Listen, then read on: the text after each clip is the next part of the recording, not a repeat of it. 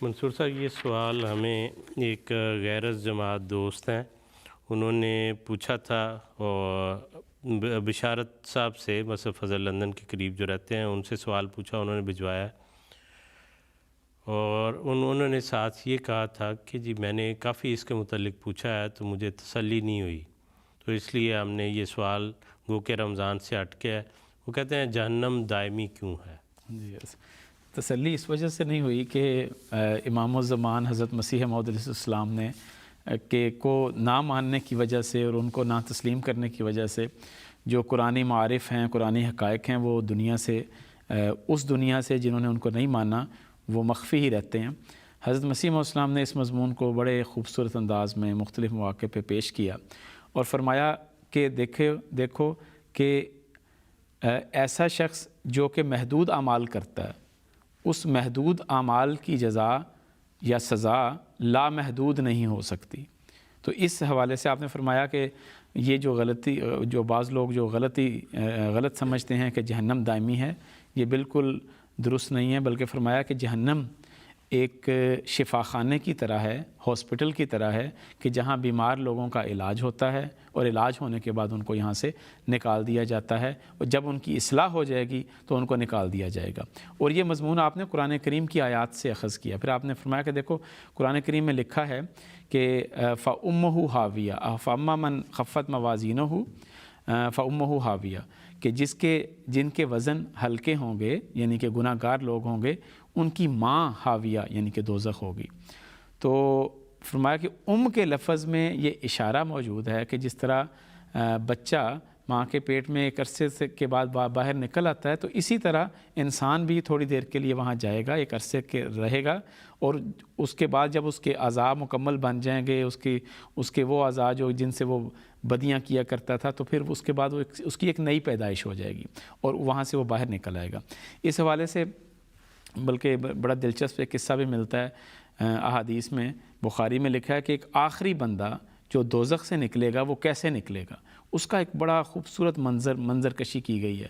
کہتے ہیں کہ آخری بندہ جو دوزخ سے نکلے گا وہ بڑی بری کیفیت میں ہوگا، آخرکار اللہ تعالیٰ اسے جب نجات دے گا تو وہ دوزخ کو دیکھ کے کہے گا شکر ہے اللہ نے مجھے تم سے نجات دی۔ پھر جب اللہ تعالیٰ اس کے لیے ایک خوبصورت درخت اگائے گا تو وہ اللہ تعالیٰ سے عرض کرے گا کہ اے خدا مجھے اس درخت کے قریب جانے دے، اور تاکہ میں اس درخت کی چھاؤں میں بیٹھوں اور پانی پیوں، ٹھنڈا پانی پیوں۔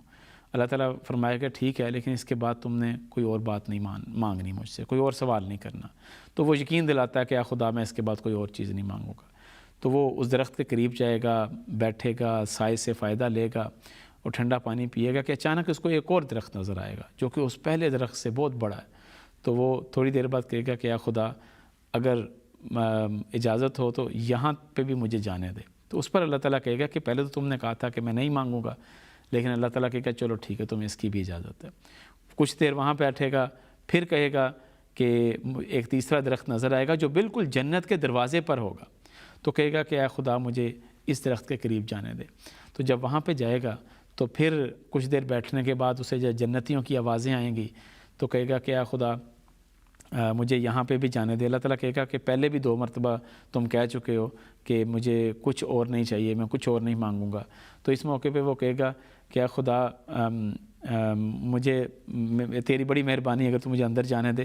تو خدا تعالیٰ کہے گا کہ اے بندے، اے ابن آدم، تیرے لیے دنیا اور دنیا کے برابر جو کچھ ہے سب کچھ تیرا۔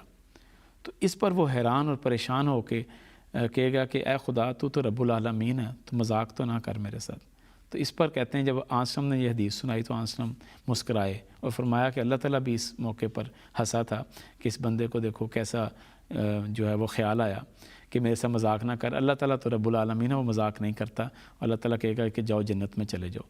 تو یہ بخاری کی حدیث ہے، یہ بتاتی ہے کہ کس طرح آخری شخص جو ہے وہ دوزخ سے نکال کے جنت میں ڈال دیا جائے گا۔ اور حضرت مسیح وسلم نے ایک اور موقع فرمایا کہ بڑی واضح حدیث ہے کہ یاتی علی جہنم زمان لیس فیہا احد، ایک وقت آئے گا جہنم پر کہ اس میں کوئی شخص موجود نہیں ہوگا۔ نسیم الصبا تحرک ابوابہا، اور ایک باد صبا ٹھنڈی ہوا اس کے دروازوں کو کھٹکھٹائے گی، گویا کہ خالی رہنے کی ایک علامت ہے۔ جزاک اللہ منصور صاحب، بہت شکریہ۔ اور میں سمجھتا ہوں کہ جواب آپ کو مل گیا ہوگا۔ اور بھی کئی آیات ہیں، مثلا قرآن کریم کی ایک آیت ہے کہ لابسین فیہا احقابا، وہ اس میں کئی صدیاں رہیں گے۔ اب صدیاں تو محدود ایک گنتی ہے، لمبا وقت ہو سکتا ہے لیکن مستقل نہیں کہا۔ پھر فرمایا کہ قال النار مثواکم، آگ تمہارا ٹھکانہ ہے، خالدین فیہا الا ما شاء اللہ، اس میں لمبا عرصہ رہو گے سوائے اس کے کہ اللہ چاہے۔ یعنی وہاں پہ بھی یہ اشارہ ہے کہ پھر ایک وقت آ جائے گا۔ پھر خالدین فیہا ما دامت السماوات والارض، اس میں ہمیشہ رہیں گے جب تک کہ زمین و آسمان رہے۔ اور زمین و آسمان کے متعلق یہ نہیں ہے کہ ہمیشہ رہے گا، ہر چیز پر فنا آنی ہے سوائے اللہ تعالیٰ کے۔ تو کئی قرآنی آیات جو ہیں وہ رہنمائی کرتی ہیں، احادیث جو ہیں منصور صاحب نے بیان کی۔